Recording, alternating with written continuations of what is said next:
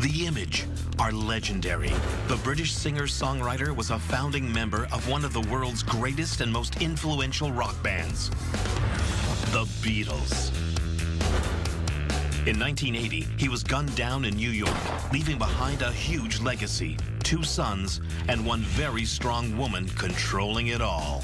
She was very manipulative. She had everything planned from the start. You'd have to be living in a cave to not know who was John Lennon's favorite son.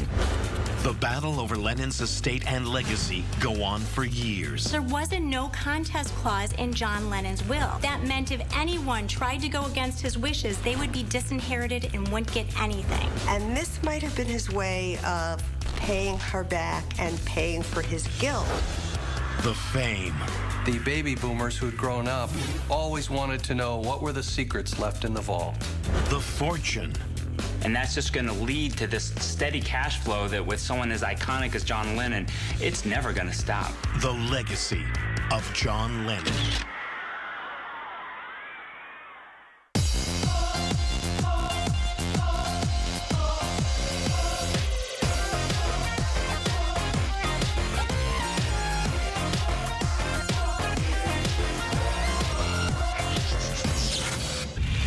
In February 1963, at the encouragement of their manager, Lennon and McCartney form a company with music publisher Dick James to protect the publishing rights to their songs. They set up this company, Northern Songs, that Lennon and McCartney would get about 40% of the publishing royalties because their manager Epstein got 10%, and then the other 50% went to Dick James and his partner Charles Silver. The typical way that royalties work for a songwriter is that the songwriter would keep 50% and then the publisher would keep 50%. But the big thing is the publisher gets the control. And that's ultimately what Lennon and McCartney didn't like, because they signed over a control to the publisher plus this obligation to write 6 songs a year every year for a long time. A lot of recording artists don't even have publishing royalties. But in this case, McCartney did say after the fact that they completely trusted Epstein. They had no idea what they were signing, and they were very young and naive. Yeah, he said they didn't even read the contract before they signed it. By 1965, Lennon's company Northern Songs is making so much money that majority owners James and Silver take it public to save on taxes.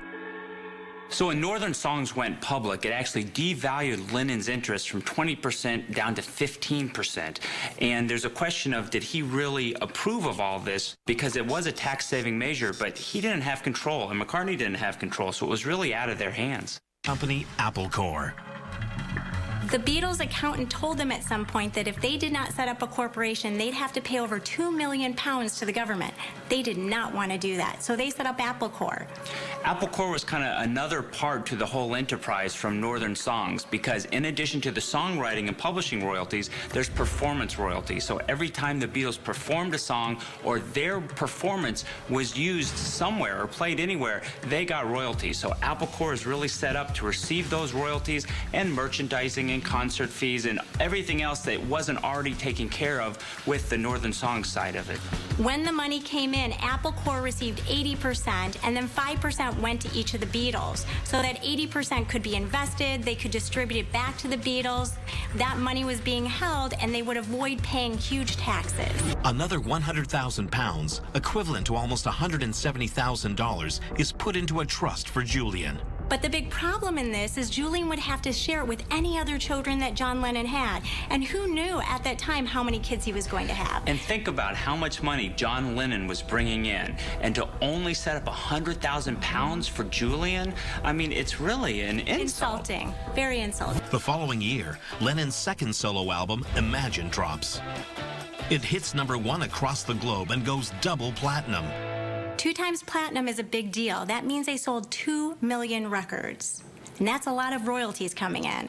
Yeah, and this is John Lennon's own song, so it's separate and apart from that prior publishing arrangement. So he can keep a lot more of this than what he was constrained to under the earlier arrangements.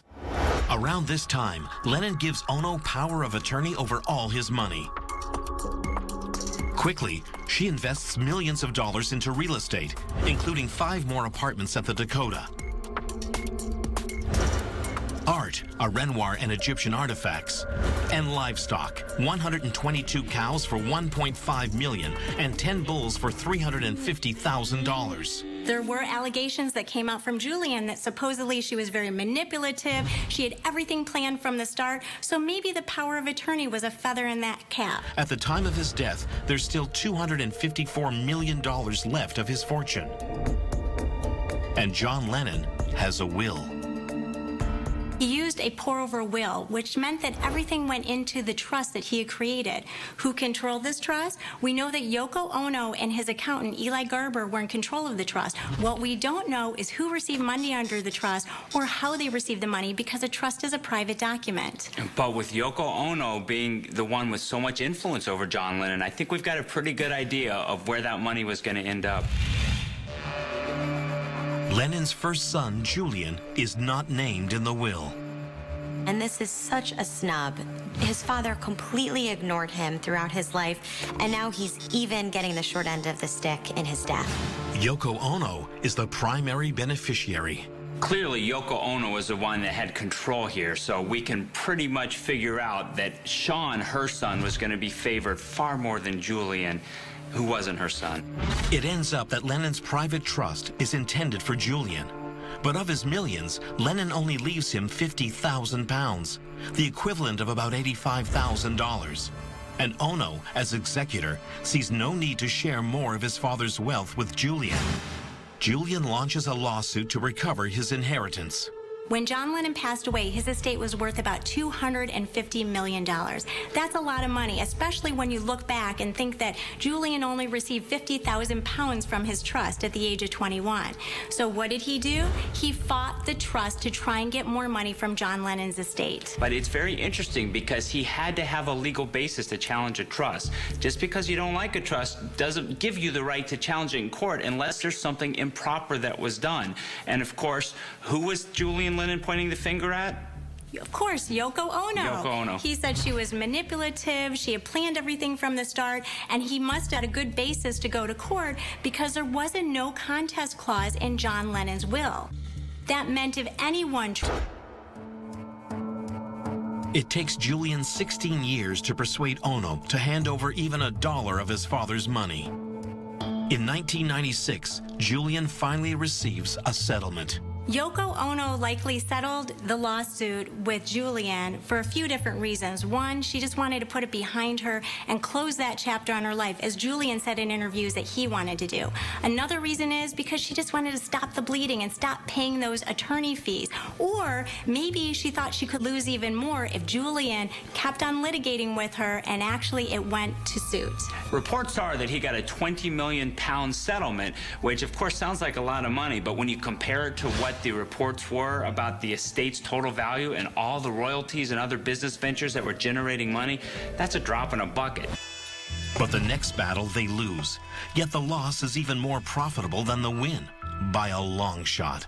When Apple Corps was set up, one of the business ventures that the Beatles explored forming was electronics. So, of course, when Apple Computers came along, this put the two companies directly at odds with one another, which led to lawsuit after lawsuit after lawsuit, and it really ended up being quite profitable for John Lennon's estate. In fact, eventually, Apple Computers bought out Apple Corps, the right to use a trademark, for $500 million. This means by 2018, the Lennon estate could be worth billions. It's a really interesting law because it gives all children of songwriters the right to reclaim publishing rights from publishers 56 years down the road. And that even includes those like Julian Lennon, who might have been cut out of the estate. So the songwriter doesn't get the right to divest his or her children of this very important right under federal law. And there have been reports that supposedly Yoko Ono has already cut a deal, Julian's cut a deal. So even though this is down the road, it looks like they're already working towards it right now to bring more money in. Lennon's probably worth more in the 21st century than when he was alive, because any artist, when they pass away, the value of their music as well as the other merchandising that they have skyrockets. And when you have John Lennon, who is an icon in the social movement, in music overall, that's something in and of itself that people are going to want to have. And that's just going to lead to this steady cash flow that with someone as iconic as John Lennon, it's never going to stop.